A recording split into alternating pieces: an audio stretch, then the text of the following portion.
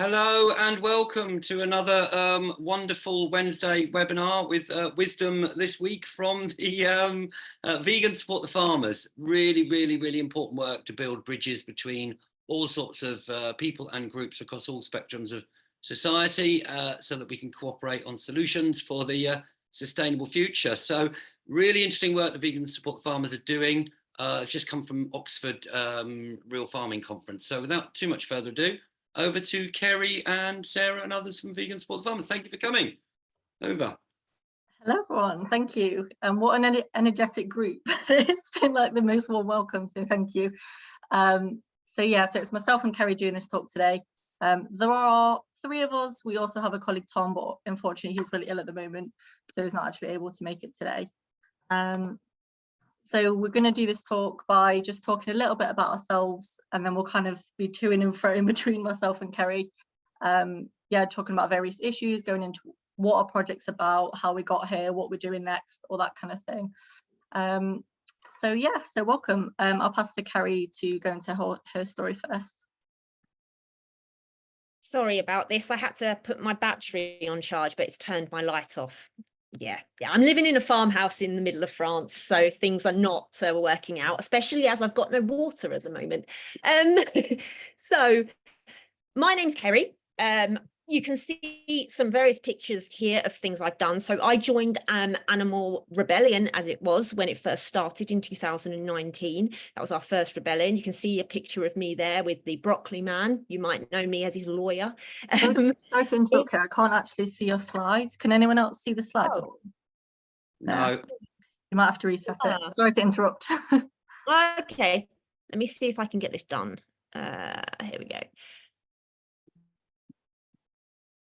It says it's loading. Can you see anything? It says click to exit full screen. Are you on the right one you want to press? Then click to the other one. Yeah. And sometimes just stops, screen sharing when you go full screen. So we might not be able to be full screen. Okay, do the best you can with what you got at the time, whatever works. Okay. Broccoli Man's famous. You were with Broccoli Man and Broccoli Woman's lawyer. Brilliant. Yeah. I'm never going to live that down. No matter what I do in my life, I'm always going to be known as the woman who sat next to the giant broccoli. I also took part in the McDonald's campaign. We've shut down a slaughterhouse in Manchester, and a year ago, I took a year out of Animal Rebellion, as it was back then, to work for Viva, where I got some great experience working with a different type of charity. And there I explored farming transitions, and I've started a PhD looking at how do we find justice? What is a just transition for animal farmers in the climate emergency? And that's justice for animals, people, and farmers too. And so I looked at the transition landscape, and I sort of realized that we are in a situation where farmers can't just easily transition like that. They can't just stop farming animals. So about a year ago, it was during the dairy campaigns with Animal Rebellion back then, a group of us from Animal Rebellion went out to animal auction houses, and we sat down with farmers and we explained, and we were very honest, we were saying, we are blockading you.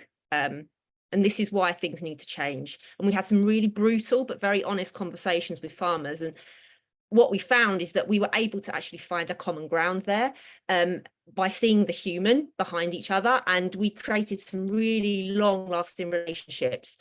And that sort of sparked the idea for Vegan Support the Farmers. But I'll come on to that later, and I'll hand over to Sarah. So I don't have as much of a background in this kind of thing as Kerry, but I basically joined Animal Rebellion during the dairy campaign in 2022, and I wasn't involved with anything farmer related at this point. I was very much still like an angry vegan. And then when I heard about, I'd gone out and done my blockade, and then I came back to the safe house, and people were talking about how they'd gone out and spoke to farmers, and I was really confused as to why this was happening. I always thought as a vegan, we're supposed to sort of like hate farmers, but then once we were talking about it, I actually completely understood why. We need to work with people on changing the food system, but also we joined the Farmer Dialogue Tour. So after the success during the dairy campaign, that year following on to that, we went out and did more. You know, we spoke to farmers more and more, and then we realized that they're facing a whole range of issues themselves. So this is where the kind of farming relationships really began to kind of like be established, and my views totally changed towards farmers, and we're really just trying to build on that with this project. So I'll pass over to Kerry now to talk about the Farmer Dialogue Tour a little bit in a bit more detail.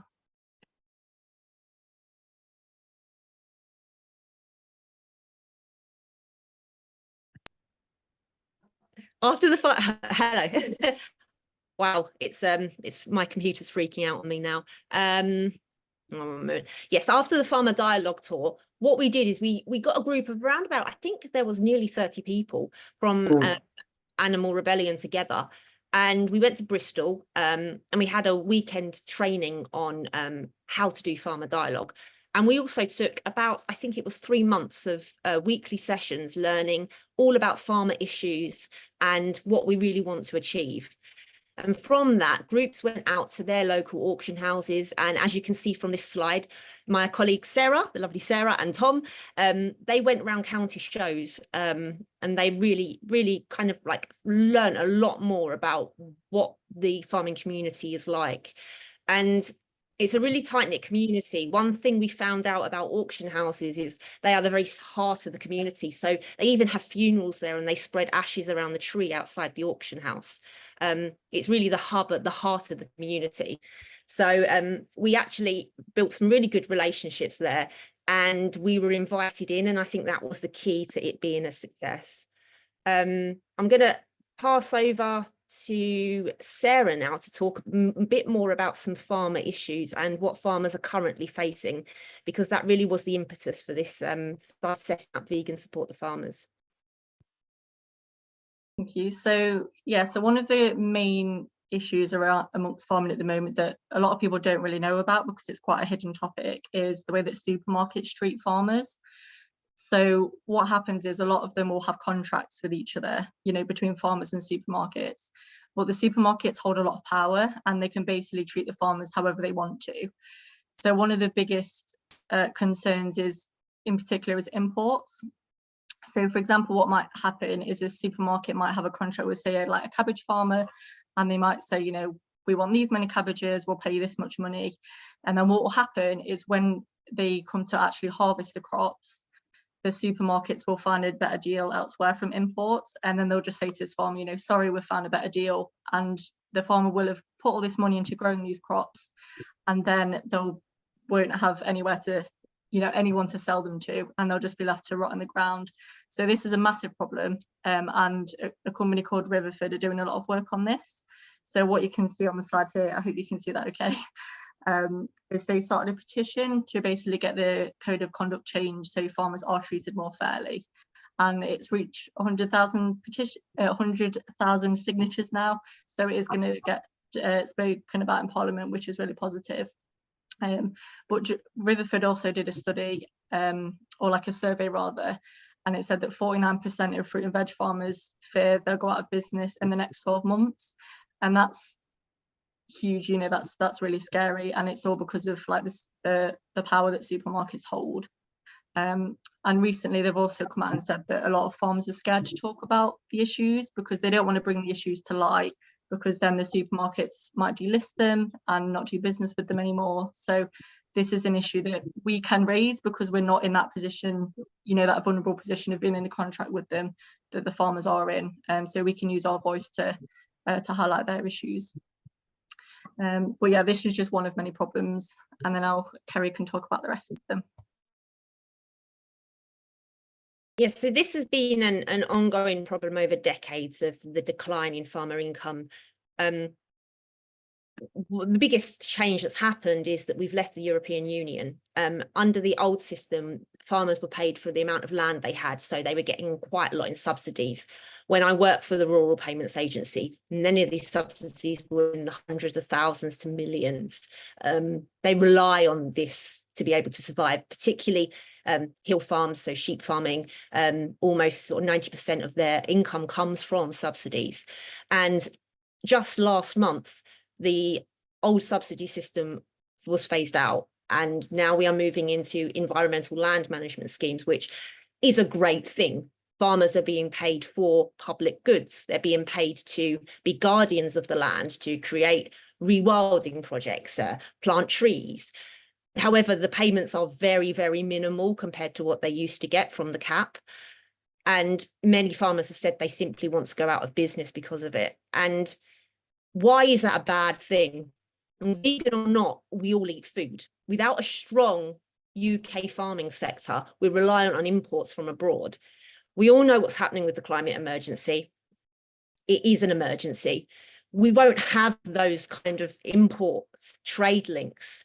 A country like Peru, for instance, when the worst impacts happen, they're not going to want to send their food to us if they're starving. We really do need to be growing our own food, and we grow very little of fruit and veg here. We are not self-sufficient at all. I think overall we're only 60% self-sufficient in food, and farmers know this, and farmers have been yelling about this, but it doesn't seem as if government's listening. And then you've got the rising cost of fertilizer due to the war in Ukraine, which has crippled many farmers, and the impact of that has been mental health. And this is really what the key issue is with farming. Farming is the most dangerous profession in the UK now. It has overtaken the construction industry, has the most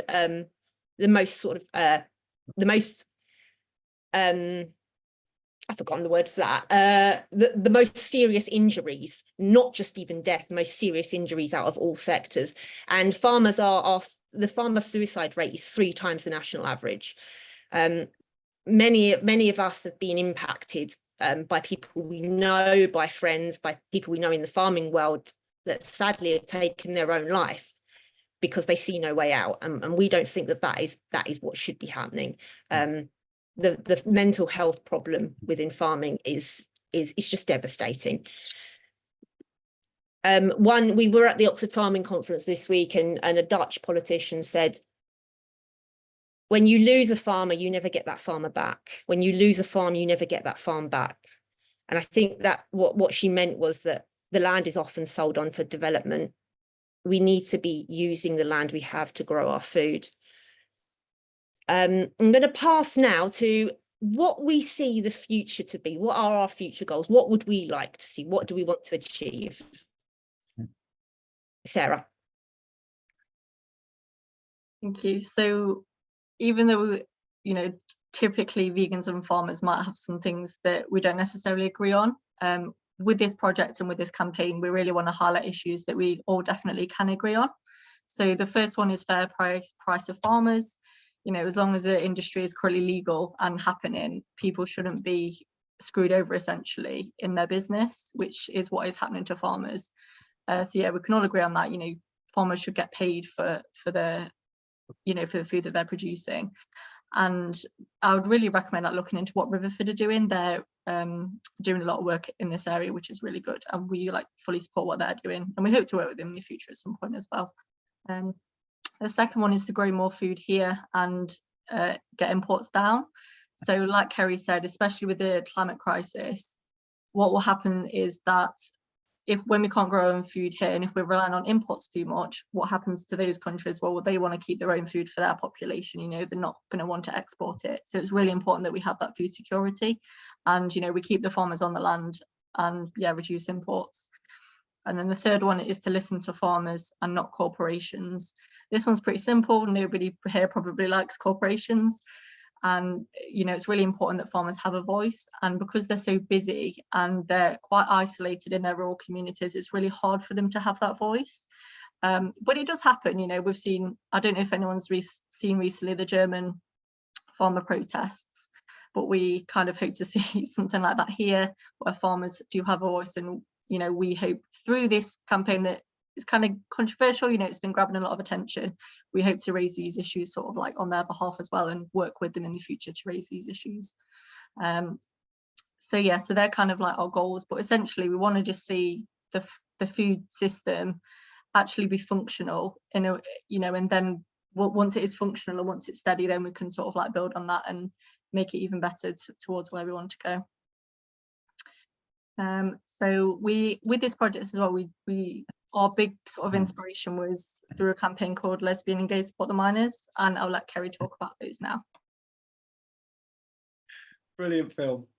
Yeah, before I go on to that, I just why vegan? So it doesn't seem like it would work. At Animal Rebellion, now Animal Rising, we've always stated that we want a transition to a plant-based food system, but we have also stated that that has to be just and sustainable for our farmers.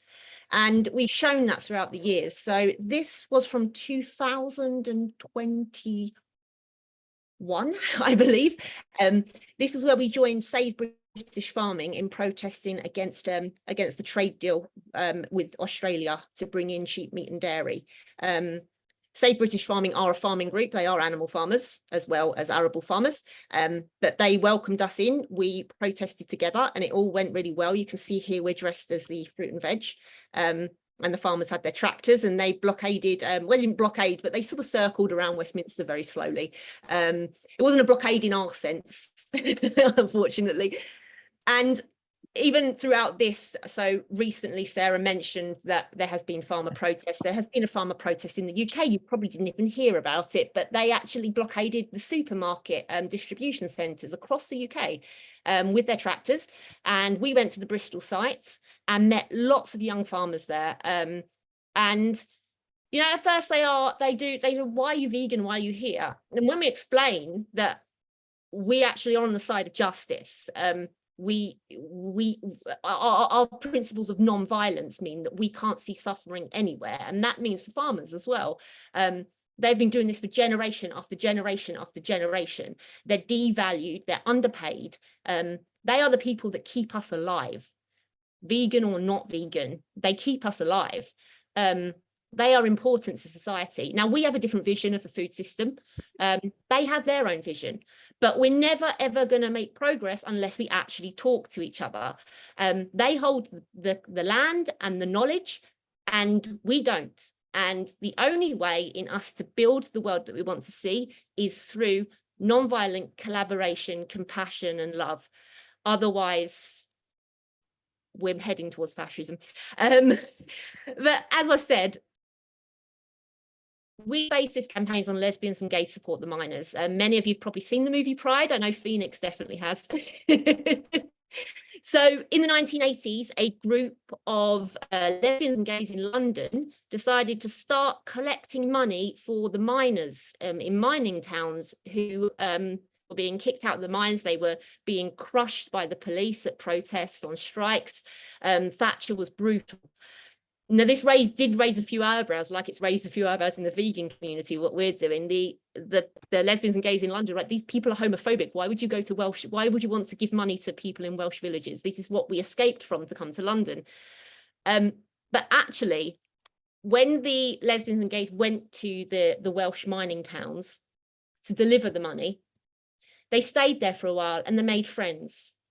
And what they found is that they have more in common than sets them apart. And they focused on what actually... Somebody, carry on. Yeah, what they focused on the humanity, what they have in common. They're still, many of them are still friends to this day. But the best thing was that the year after, the Miners' Union led the Gay Pride March in London. Now, that's true solidarity. These lesbians and gays, they went out of their way. They did something that actually many of their peers, they fell out with people. They did something bold and brave, and they said, no, that's not fair. That's not right. I'm going to fight for your cause because that's the right thing to do.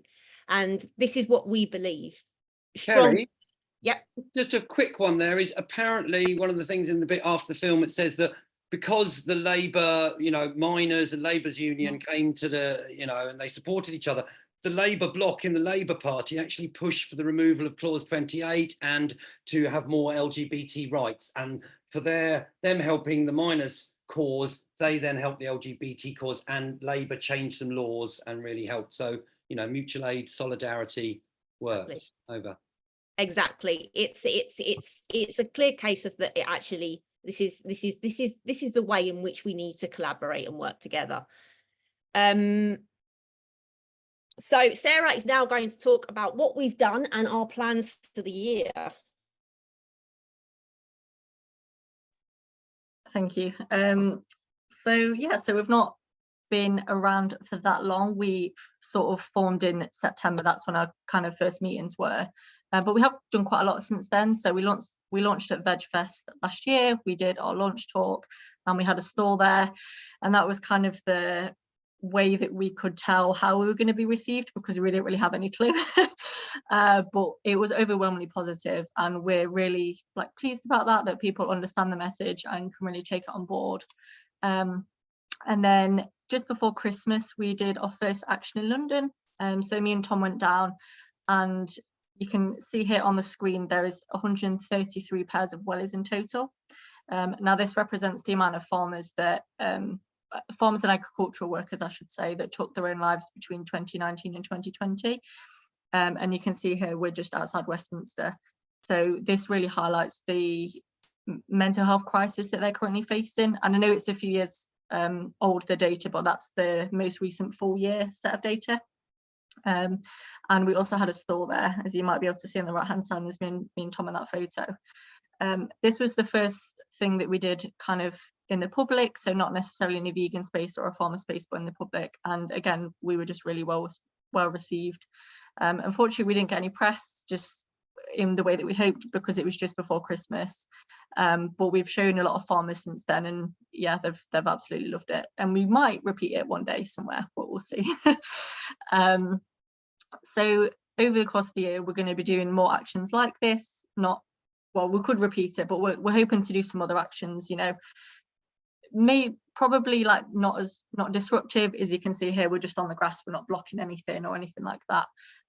If farmers want to do that, then we'll happily join them, but we want to try and use kind of like art and sort of like a street theatre, basically, to try and highlight these issues and bring them to light, and like I said earlier, in the way that farmers are scared to themselves, basically. And then so we went to the Oxford Farming Conference a couple of weeks ago, and that was really amazing. That was the first farming event that we went to, and we really well received. We were wearing t-shirts that said "Vegan Support the Farmers" on, in amongst people wearing blouses and suits, so we stood out like a sore thumb, but in a really good way. And loads of people came up to us and were asking about what we're doing, because we were quite new. Not a lot of farmers had heard about us. And it was quite funny, actually. The way that I was sat, someone could just read the word vegan, and they thought that I was wearing an anti-vegan shirt, so they came up to me wanting to talk about it, and then turns out I'm actually vegan. So that was a shock to them.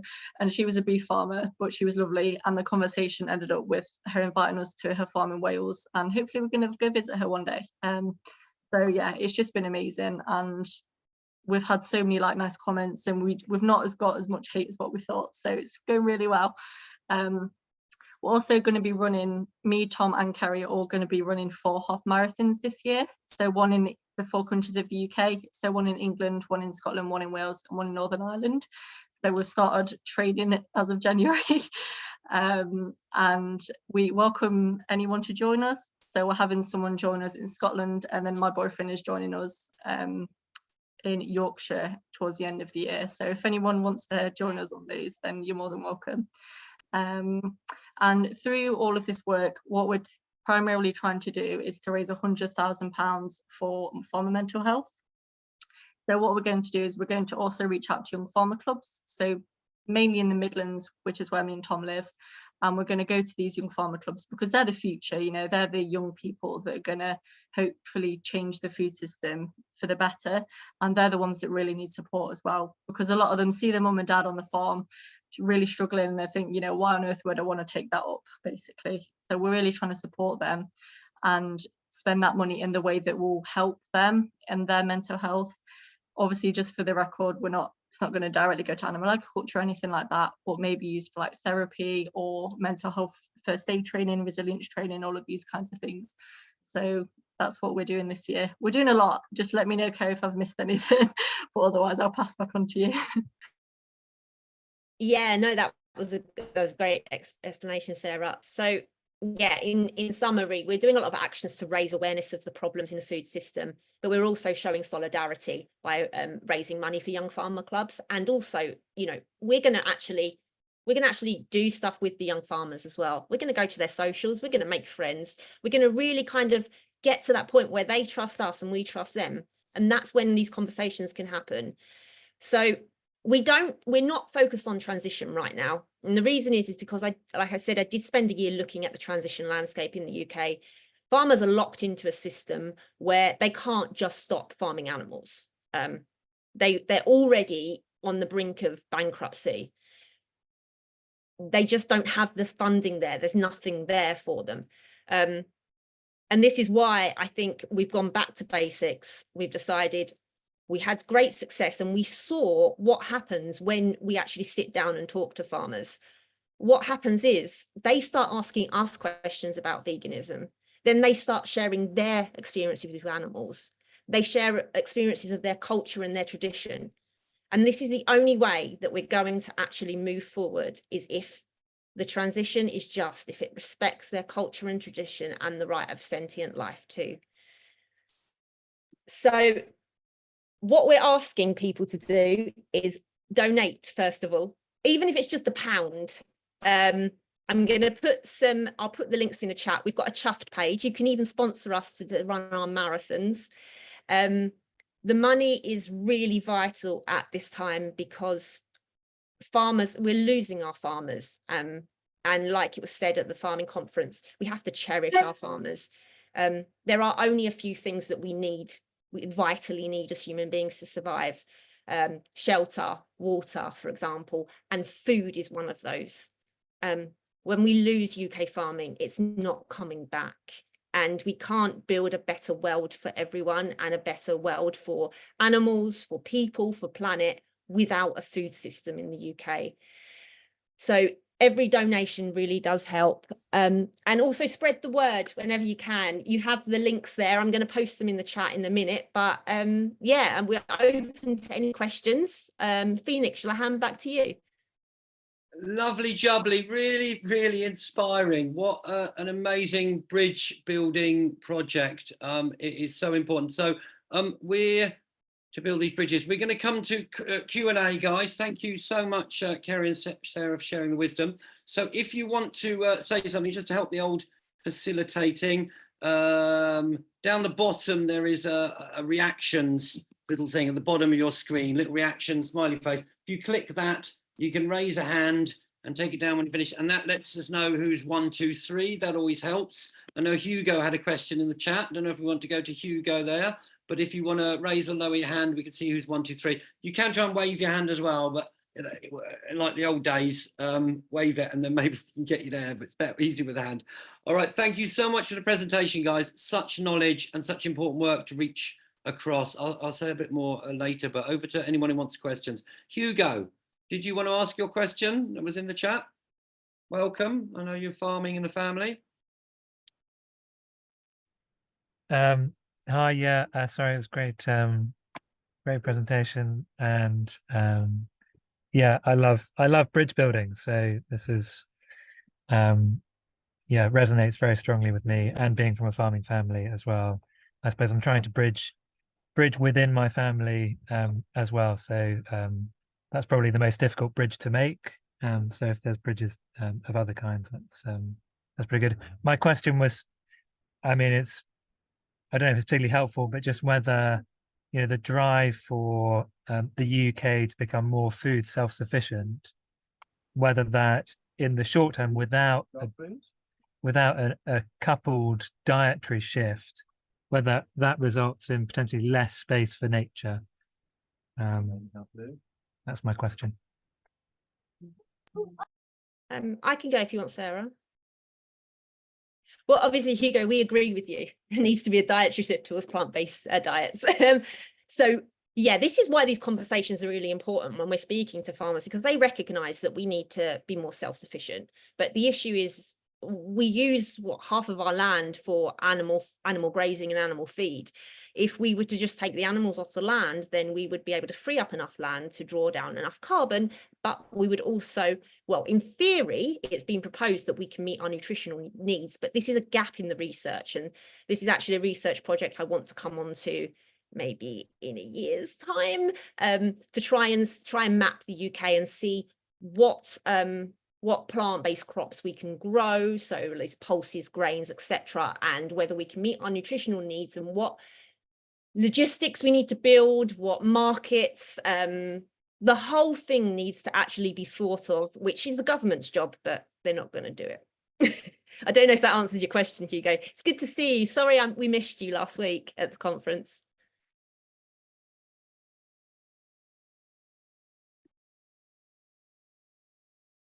Okay, that's really brilliant. It's getting the conversation going. Again, if it's the reactions button down the bottom, if you want to say, just what does the green transition, kind of look like? I was interested. You said you studied it there.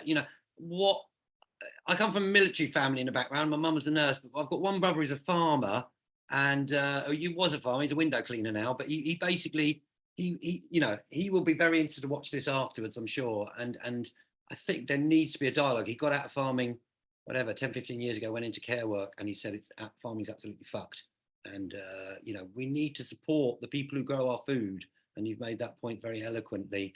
But how do we help these groups transition? Just as we're talking about transitioning the oil workers into renewable energy, and they aren't getting enough support there, what does a transition farm gradually work towards or look like would be one question I'd ask.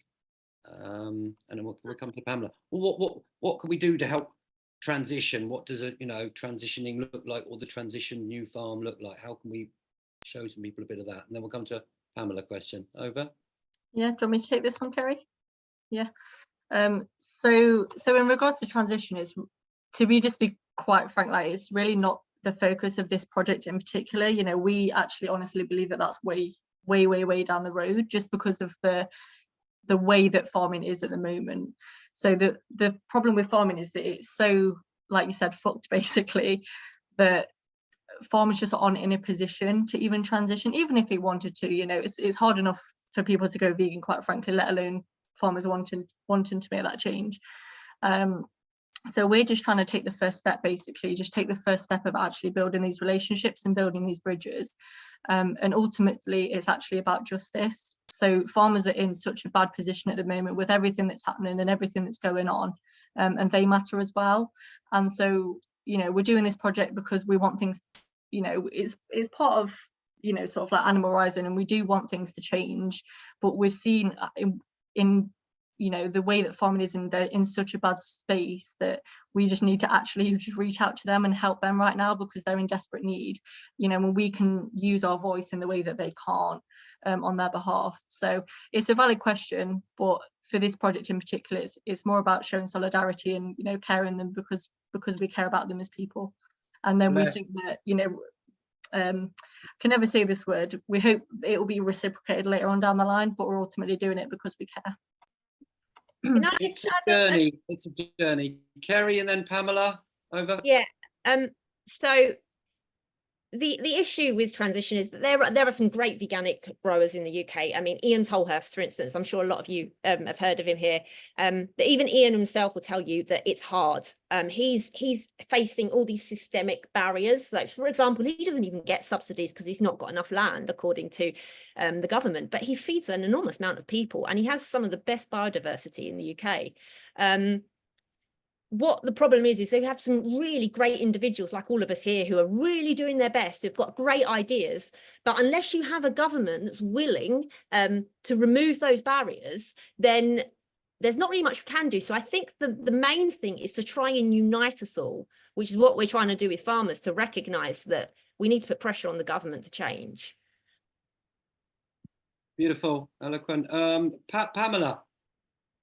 Yeah, thanks. Well, I think this is a really interesting topic, and I was trying to get some clarification the other night from Dan Kidby on the strategy Zoom about when you talk about farmers, who are you actually talking about? Because my understanding of having done quite a lot of research on farming is that most of the so-called farmers in the UK are actually sort of part of multinational corporations, or basically managing large tracts of land for multicultural multinational corporations like Cargill. Either that, or they're landowners, and they've obviously, the landowners have got like shed loads of people working for them in diabolical conditions. So I'm really, that's the first thing that I'm baffled about. You know, when you talk about farmers, it sounds a bit like the farmers that we're being invited to picture to find this empathy for, to find £100,000 for the helping of their terrible mental health. It sounds like this is the vision of the family, homegrown. You talk about culture and traditions. It's been in the family for decades, set up, which the National Farmers Union relentlessly promotes. There was you mentioned the Oxford Farming Conference, which you attended, which sounded very interesting. That got a lovely, huge piece in this morning's Guardian by a lady called Bala Bathurst.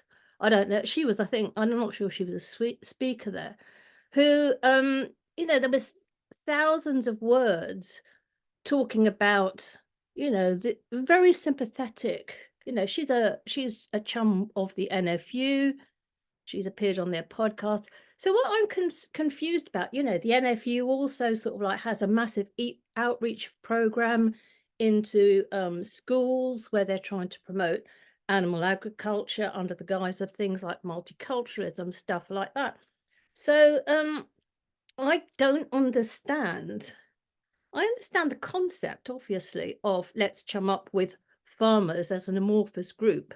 But when we chunk it down to who the farmers are that we're supposed to be, in your own words, becoming friends with and starting to trust, and we trust each other, I don't really understand which farmers you're specifically talking about. So that's the first question. I've got a few more, but let's see how that one goes.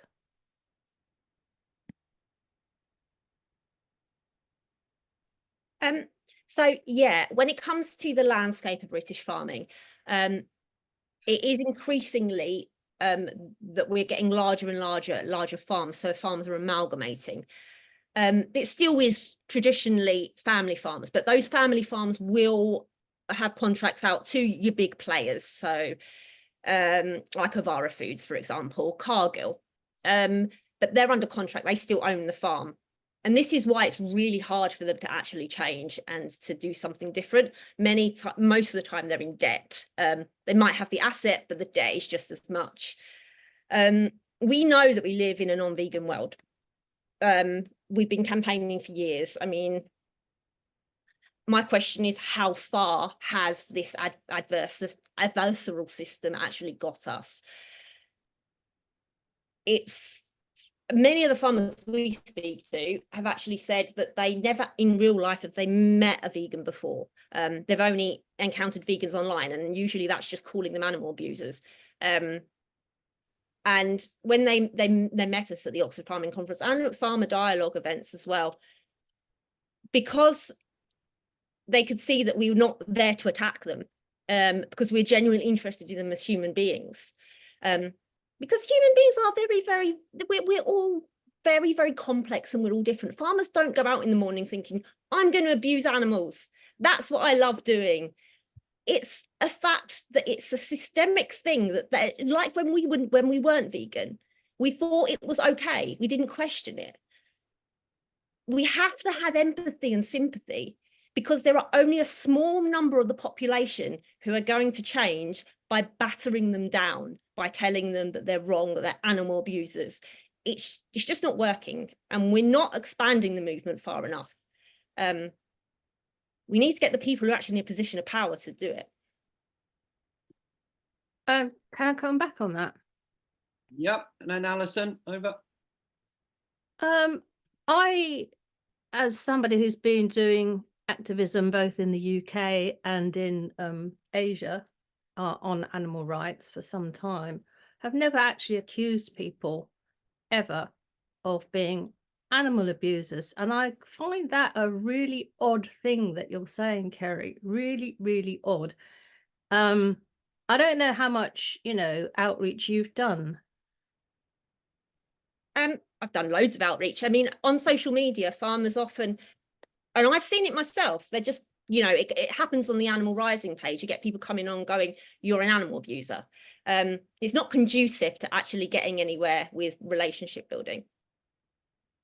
Right, but that's not the general tenet of outreach that I've seen. It seems a peculiar, this is what I'm trying to understand, it seems kind of an odd position for a vegan to be trying to, as it were, make other vegans wrong. We know that there are some people that do get very upset and use those sort of words. I wouldn't say it was the norm of vegan attitudes. Okay, so I do find that a very interesting and strange position to be coming from. And on this sort of poor farmers sort of thing, I mean, what about the NFU? I mean, surely to God, the NFU, National Farmers Union, is the person that should be thinking about, they organize these, I think they're involved in the young farmers events, and these county shows. They've got millions and millions and millions and millions and millions of pounds. They're very active at lobbying politicians and everyone else. As I said, they have their tentacles into the whole sort of media with this like Bella Bathurst piece and her connections in The Guardian. So surely this is something that the NFU, if you should be talking to the NFU, perhaps. And if you're talking about, mental health issues, I do find that also, I was looking for earlier on, because I keep on hearing this statistic that farmers are the ones with the worst mental health problems, and I just checked it out on Google, and they're not even listed in I've looked a couple of times, I couldn't find it, and including one of the sources was Cambridge University. So I'm a little bit curious about where that statistic comes from. So again, I feel you've got the NFU, who's a really powerful body who actively campaigns against veganism, vegans, etc., etc., has a very militant, negative attitude. Minette Batters, the ex-president, I think, said that animal rights people should be banned or something even worse than that. So I'm just raising these questions because I think we need to think this through. It's all very good. It's good to raise these questions, and there's a lot of online back and forth and discussions between all of these things, and it's important to bring it up. I mean, just to say, my one brother who was a farmer for a while, he sees himself as a massive animal lover, and he always has been. He surrounds himself by animals all the time, but there are vegans who will tell them about what goes on in the factory farms and the things that are going on. But we've only got a certain amount of time, folks, so I'm going to hop over to Alison. So that questions are not being answered. I mean, Kerry or Sarah can come back on what they want. We've just Kerry or Sarah, do you want some feedback on that? And then we'll come to Alison and Christine. Over. I've got something to add. Okay, stick your hand up, Abiba. We'll go Alison, Christine. Kerry or Sarah, do you want any feedback on that? Pamela's points or anything? Just quickly, that what we find is that when you actually we go to vegan events, we talk to people in person. The way in which they view farmers, they talk about farmers, is very different from online. And I did some research on this, and the fact is that it is social media is to pit us against each other. It's a culture war. And that's where these problems have come in, is the lack of understanding. So there's abuse on both sides, and it happens on social media. And that's where I'm coming in with the people. Farmers generally only get their view of vegans from online because they don't come into contact with them.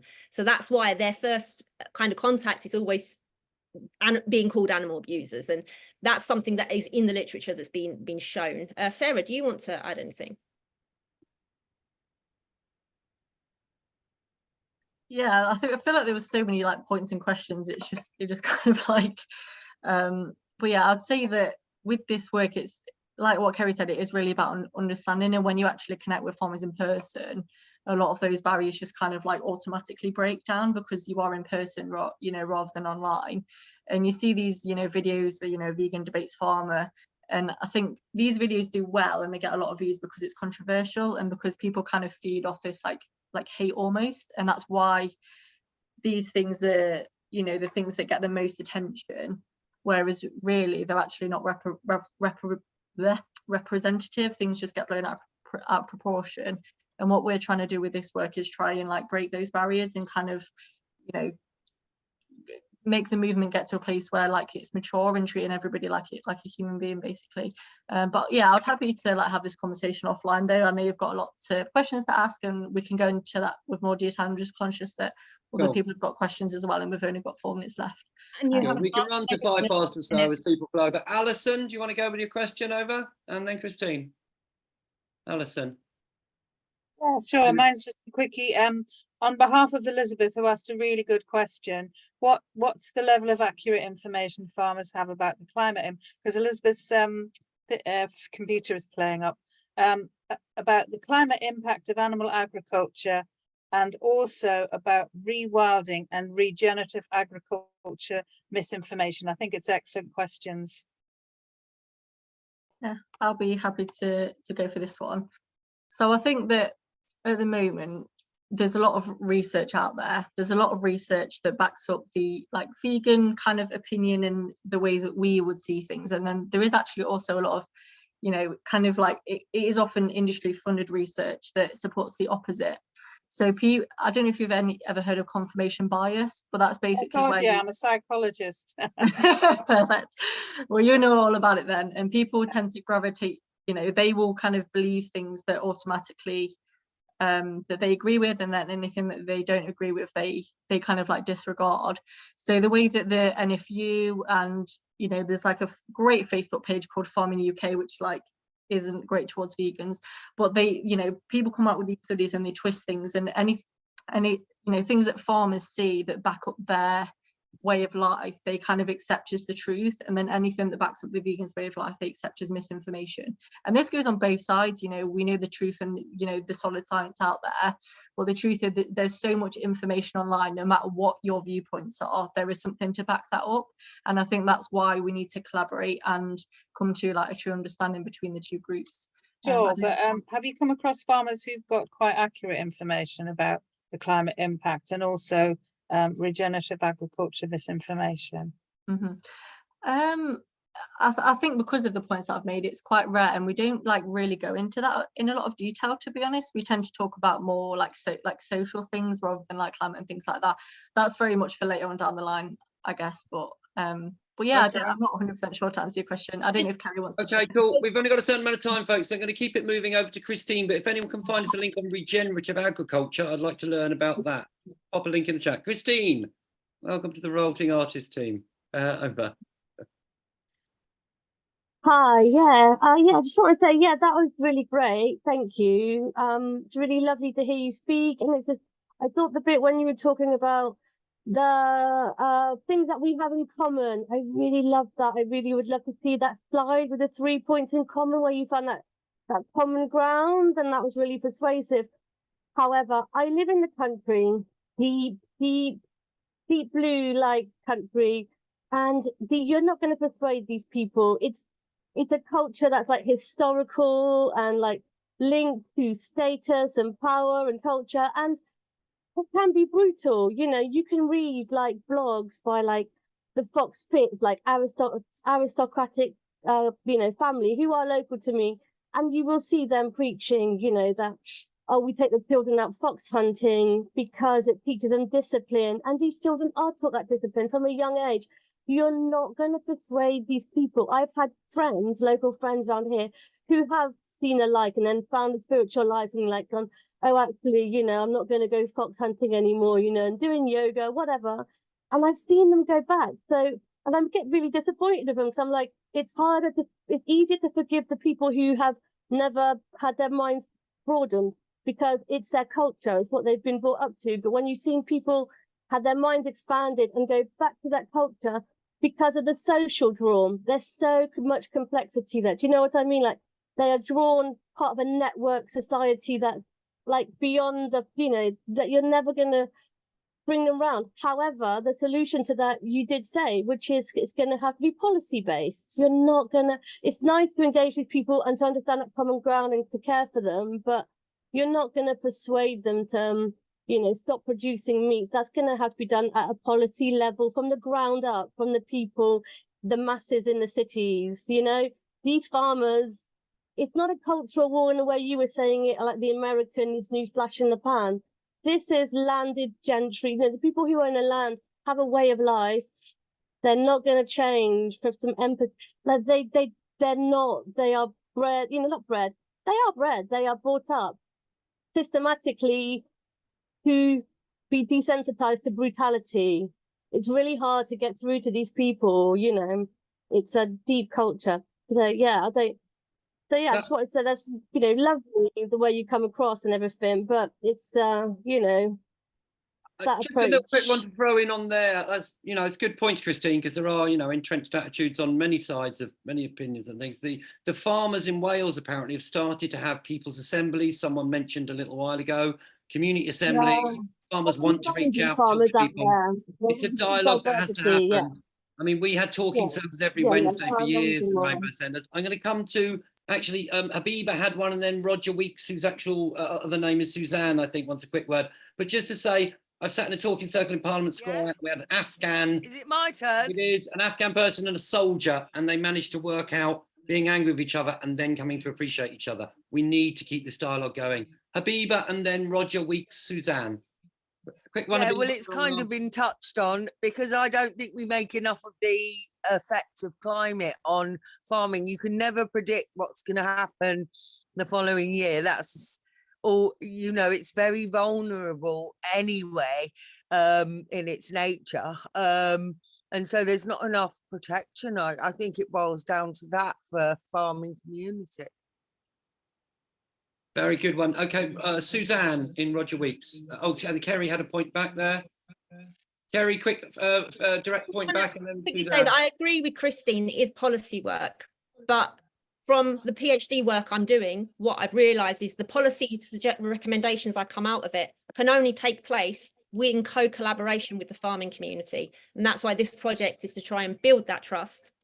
So even if they don't agree with us, we get a seat at the table so we can present exactly what it is that we want to see.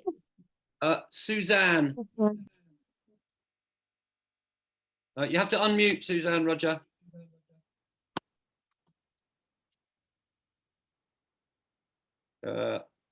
Unmute somewhere, or there's a little microphone. Click off.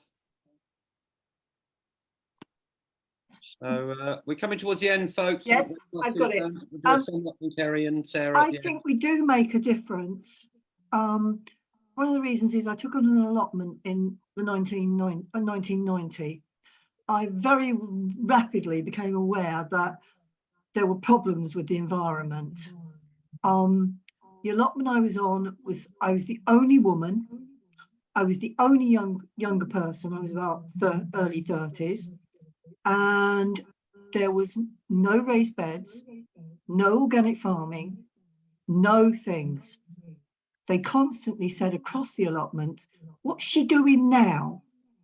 But when I had to leave 15 years later, there was a mad scramble to get their hands on my plot, because it had changed. The whole attitude on the allotments had completely changed. They'd stopped spraying, they'd stopped digging, they had put in raised beds. So yes, it takes time, but I didn't preach at them. I just showed them by actions that their crops could be just as good. Beautiful.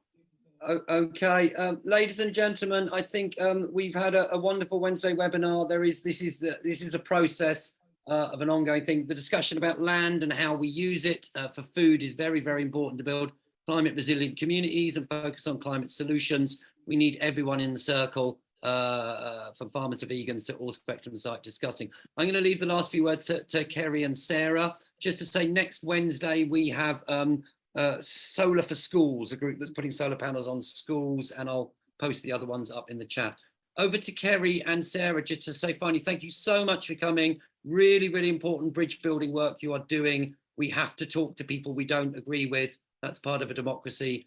And we all have to cooperate to build climate resilient communities, food chains and solutions. Kerry and Sarah, parting words to the vegan support farmers. Brilliant team, over. Thank you.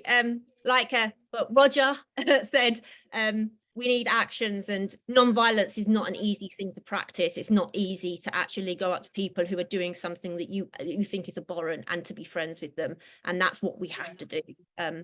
It's the only right thing to do right now. We need to be the best representatives for animals. And it's hard. It's hard. It's hard. I still make mistakes all the time, but you just got to keep trying. Sarah? Thank you. Yeah, I just want to say thanks everyone. This has been one of the most welcoming sort of Zooms of really community feel. So it's been really great talking to you. So thank you. And I hope the recording, a lot of people watch the recording as well. But yeah, I just want to say you can follow us all on social media. Again, please donate to our fundraiser. It would mean so much, and even just a really small amount as well, because we can show farmers how many people have donated, not just the amount of money. So even if it's just £1, it still counts, and it's still another person that has shown their support. So yeah, thank you everyone for being so amazing. I'll let Phoenix sign off.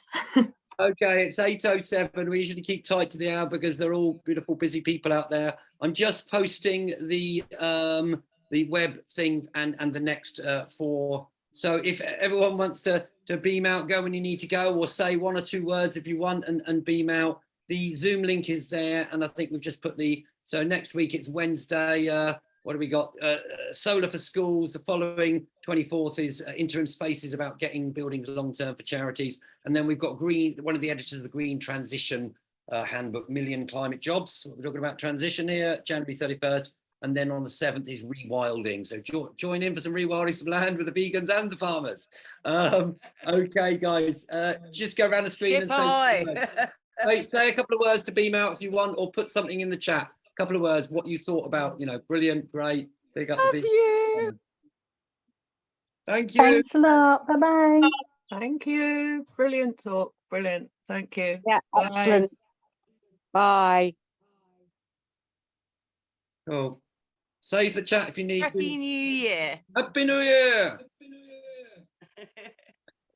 Trying to think of a good word, not happy, but preppy, as in preparing for an apocalypse. Which means the revealing. Let's reveal a better future, a sustainable future. Well, it's going to be the hottest one yet, so farmers are going to be in trouble. They're already in trouble. The fields are flooded. The potato But seeds. more so. It's going to be very hot.